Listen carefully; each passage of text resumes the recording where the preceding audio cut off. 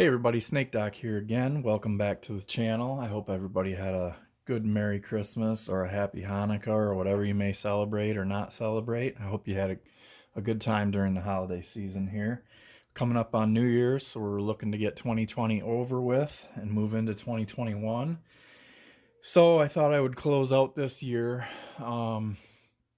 by doing a pistol comparison. Both of these guns are made by SARSILMAZ, or SAR Arms USA now, as they're known, or SAR USA. Both are made in Turkey. Some significant differences in them, but there's some similarities as well. We'll talk about all that. So we're just going to jump right in, I guess. Both of these happen to be chambered in 9mm. Both are a double stack polymer frame pistol. The SAR9 comes in a couple different variations. There's the SAR9T, which would be like this one here with no manual safety. The regular SAR9 has a ambidextrous manual safety. There's a SAR9X. I can't remember if that one has a safety. I don't know if it does. But it's kind of like a little bit of a reminiscent of the Canik TP9 SFX, where it's got a little bit more extra stuff to it. This is the SAR CM9 Gen 2, previously known as the Hawk PP or the K2P, or I guess the Combat Master 9 CM9. I guess I don't know that it was ever marketed that way in the United States, but this is the Gen 2 version. This has replaceable back straps, subtle finger grooves, a nice little indent here so you can rip a mag out, ambidextrous manual safety, adjustable steel rear sight, steel front sight, a sight hole for knowing if your chamber is loaded, and a double action, single action trigger. These have a Picatinny rail here. This is a 2-slot rail, and there's going to be something interesting about that we're going to get to in a little bit. Single side reversible magazine release that runs even to the frame. This magazine that it comes with, these are made by Metgar. These are marked 15 rounds. They actually hold more than that. They hold 17 rounds. They are ambi-cut, so that you can reverse the magazine catch. And they do have last shot hold open, so we'll show that we have a safe firearm here. There's nothing in there. And one of the cool things on this gun is you can manipulate the slide while the safety's engaged. So, you know, if you needed to clear around or chamber around, you could do that with the safety on. And then it just kills the trigger. And you can have the safety on in double action too. So if you lower the hammer and flip the safety on, it locks it up. And I guess you can't work. I thought you could work the slide in double when it was in double, but I guess not, only if it's in single. So, but there is a half cock notch, and then you can engage the safety there too. And then if you are from the half cock notch, you get some additional resistance over single action, but not quite the full double action pull. Let's see if we can work the slide. No, so the hammer is impeding the progress of the slide being able to rack. So, you know, if you chamber around from a magazine, it's automatically going to be in single action. You can flick your safety on, and then you just have to lower your hammer manually if you want to go double action. Front cocking serrations, rear cocking serrations. This is a polymer CZ style gun where the slide rides down inside the frame, so the frame comes up and wraps around the slide as opposed to the slide going over the top of the frame rails. This is an outstanding ergonomic gun. This is the medium back strap. This comes with a small, medium, and large. If you look at my video, they actually sent me 2 mediums and a large and never sent me a small. And Unfortunately, SAR USA, their customer service is pretty lousy. I got into a long phone conversation with the guy that went nowhere, and I think he was just talking to hear himself talk. He was just kind of one of those guys. So they make a lot of excuses. They don't do, they don't follow up on emails. They never sent me the back strap that I needed. They've got a lot of growing to do, I would say. But these firearms are outstanding. So what I did is I put some GT5000 grip tape in the finger groove section, and they're very, very subtle finger grooves. You can see there's no like huge ridges or anything there. But the factory texturing is kind of like a fingerprint. It looks like, if you look at your fingerprints up close, that's what kind of it looks like.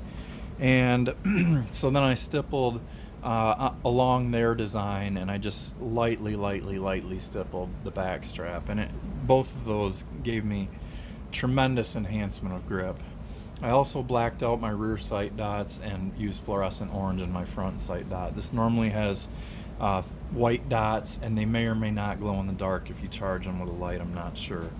We know the SAR, because of my video, if you charge these lights here, charge these sights with light, I should say, you can see they do glow.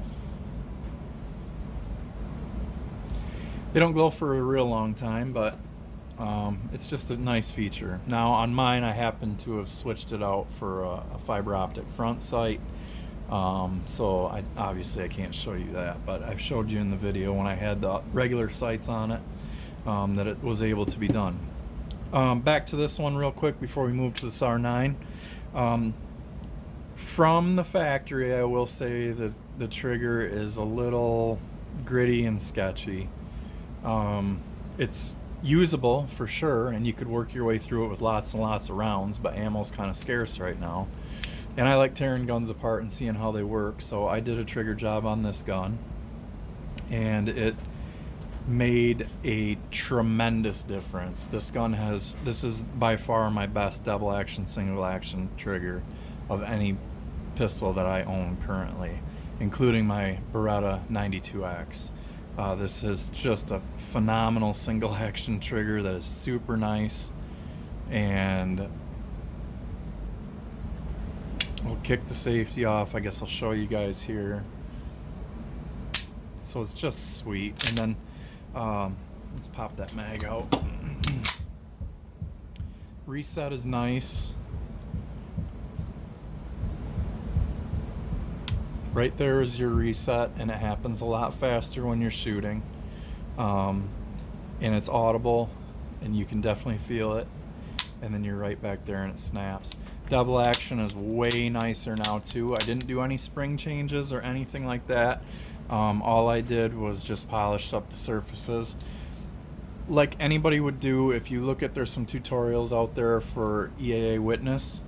So if you look at Tanfoglio Witnesses, the trigger job is identical on these because these are patterned after your Witness internally. So we'll get to takedown in just a second here, and what I want to do now is move on to the Sar9 and show you that one before the video gets too long.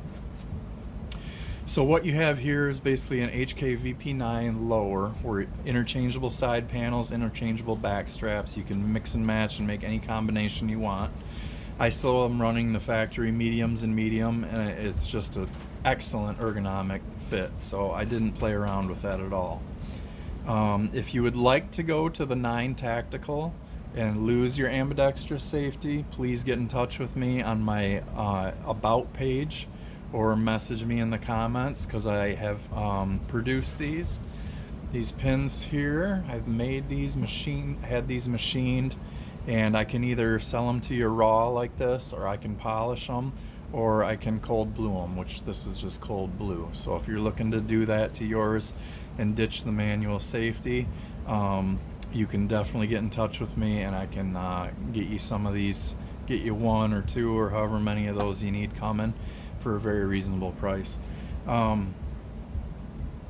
So what we have here, 3-slot Picatinny rail, front cocking serrations, rear cocking serrations. Internally, this is identical to a Glock. It has cruciform, it has your trigger spring back here, it has a connector or disconnector, connector, whatever you want to call it. Everything about it is Glock. Did I put Glock components in there and try? Nope, because I don't need to. I just worked on these. These were great. And what you have here is the same scissor style trigger with the blade safety in the front. And then you have red here to show that the trigger is in this able to be fired right now, so it's not a dead trigger. So if we were to pull, let's show we got empty here. No red followers on this one, you just got black ones, like unlike the other one. Again, Metgar mags, they're a little bit wider. These are like, if you look at like the Walther, this is kind of like Walther or Beretta PX4, where it has the extra ribs on there, like it would have been built for 40 cal. 17 round mag, and those are all marked and sight hold, which is cool.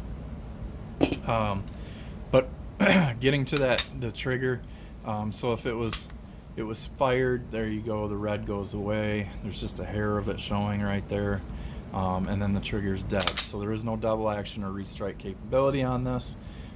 It's just your regular striker fired action. It was decent when it came.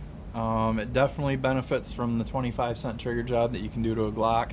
It's been documented on here numerous times, and I'm sure some of those videos are monetized, so keep that in mind, YouTube, when you watch this. What they do is you just polish up your components in there. You don't remove any metal, you just shine them up so they look like chrome. Takedown is going to be identical, so you can just cock your trigger, pull that back, and push this off. Here we even see the slide. When I think I showed in my other video of my SAR that I think my Glock 17 slide fit right on this, or that fit on my Glock, I can't remember. And then here you can see internally where it is identical. What they did differently though, they surrounded the whole trigger mechanism with a steel chassis, but they didn't serialize it, so I guess I don't really understand what the point of that was. You could have just as easily just done it just like Glock, like Stoger did on the SAR9, where it's identical to a Glock inside. I guess, you know, one thing you could say is that if your frame rails ever broke, you could just buy that if they'd sell it to you. Again, SAR USA, horrible so far. But, you know, that could be one thing that would be a positive. Whereas the Glock, you know, your frame rails are molded into your frame. You break one of those off, you got to replace your whole frame. This, you got your serial number here, and you know, if any of that crap broke, you could just get the new chassis. So metal magazine release, it's really nice, it's raised, and it is textured, and it is reversible. So we have ambi cut mag here again, and show you that. So I'm going to put the top back on. We have a double recoil spring on this one, captured, and it does have some polymer components to it and some metal components to it. What I wanted to show you a couple things before I take down the CM9 for you is, even though this is a 3-slot accessory rail and this is a shorter gun, let's show that. So if you line up your chambers, I mean, look at how much shorter that is, but then you look at the back and the beaver tail sticks out a lot farther. So this is like a 4.5-inch barrel, and this is like a 3.8-inch barrel. But if you line up the front end of the gun like this, they end up being identical from the beaver tail to the tail end of the slide. So it's interesting in that regard. This feels a little heavier in hand, and I bet it is. We'll get it on the scale in just a minute. This gun I really like shape and size wise. But what I wanted to show you was that even though this is a shorter rail, the fact that this rail slot right here is actually farther forward than the first slot on the SAR9, and this light will actually lock into place on it, whereas it will not. And this is an NC Star light, by the way. It won't lock on. Like it just doesn't go back far enough. It hits the trigger guard. So that is one downside to it. If you have like a smaller light or a different style light, it will work on there. I have a Olight PL2 Mini and it fits on both of these just fine. Let's show you a takedown real quick on this. So this is going to be just like your CZ. So there's 2 dots right here. You just line those up. Take your magazine out. Take your magazine base plate and hit that right there. And push that pin up. And then just go ahead and grab it and wiggle it until the whole thing comes off. And then, okay, that's out. Then you can just pull the slide off. You don't have to pull the trigger or nothing. So here you go. If you're familiar with Tanfolio Witnesses, there's a sear cage there on the back. Sorry, it's not focusing. And then there you can see your trigger bar ramp. Polish that all up. Polish the tip of the disconnect ears. Just do some polishing, and the trigger gets awesome. This has a machine pickup rail here, and it does have a firing pin block. It's a double recoil spring, but it is not captured, and it's on a stainless steel guide rod. Check out the rails are the full length of the slide. The rails on here, you have big chunk ones right here and here, and then in the back you have them here and here. So to put it back on, you have to there's some polymer stuff right here. You kind of got to index it there and then get it across the rail sections, and then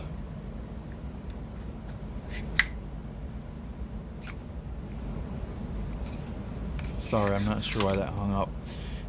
So once you have it to this point, you do the same thing. You retract until your 2 holes are stacked on top of each other there. Take your slide release, which is also your takedown pin, push it all the way through until it snaps into place like that. Let go, and then you're good to go. So it's a very, very cool gun. Let's throw them on the scale, check out weights, and then I'm just going to end the video at that point.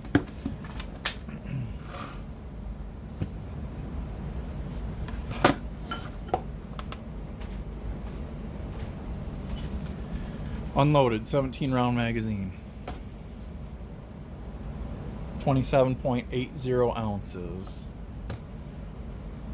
Same thing, 17 round magazine, unloaded, 29.24 ounces. So was it even 27.8, 29.2? So about 1.5 ounces heavier on this. Again, we can get into the bore axis conversation. Monster difference when you line up beaver tails. If you line up the sights, there you can see how much lower your hand is going to be on the CM9. But, you know, it's a hammer-fired gun. That's how it works. So, if you take the guns and line them up like this on their sights, I'm sure that's probably not showing. Let me see if I can get a measurement on that.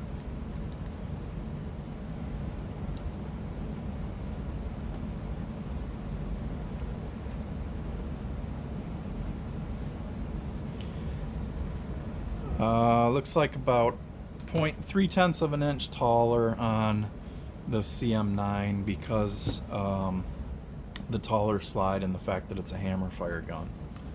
It's not necessarily that the slide's any taller, because the slides are pretty much the same, but it's the sights are a little taller on this, even though your sight radius is way longer. Look at the difference in sight radius there on the SAR. And that the stock SAR sight is like way up there too. My fiber optic's a lot longer because it's got to have room to catch light. So I think these are both tremendous. I mean, absolutely tremendous. This is quickly becoming my favorite gun that I own for all-purpose use. This is right around $330 pre-pandemic, and these were as low as like $259. If you buy it from a place, make sure you're going to get both mags with it. For a while, CDNN was ripping the mags out of these and only selling it to you with one. It's supposed to come with two. The SAR9 will come with two mags as well. So be sure that you are buying it from a place that advertises it coming with two magazines. They come with a nice case, both of them. Cleaning rod, brush, all that crud if you want it. But I think they're both fantastic bargains. I think for the little amount of money that they cost, you're getting a tremendous gun. Please don't put in any comments about supporting terrorism in Turkey and Muslims and blah, blah, blah. It's been myth busted, okay? So just stop. On that note, I'm going to end right there. Thank you guys for watching, and always shoot safe.